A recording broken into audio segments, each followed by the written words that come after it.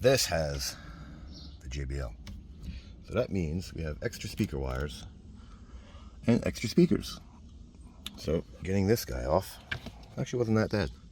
Let me show you. I lost my podcast.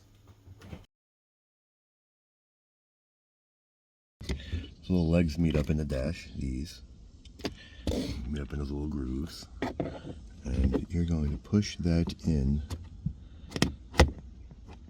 the dash. There you go.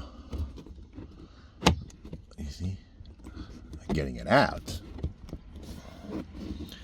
Right, you want to push it toward, you see? Getting it out wasn't that bad either. I used this, which is always in the descriptions, and these little guys are little lifesavers. Go in, pop in, and you sort of just weasel it out. So let's go get our other tool and get the speaker actually out. Come on. And that's what I used. And the rest by hand. Get these guys out.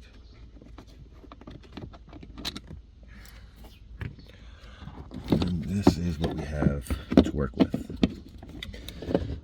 Is that the part number? Maybe. I'll see if there's any harnesses and maybe a replacement. But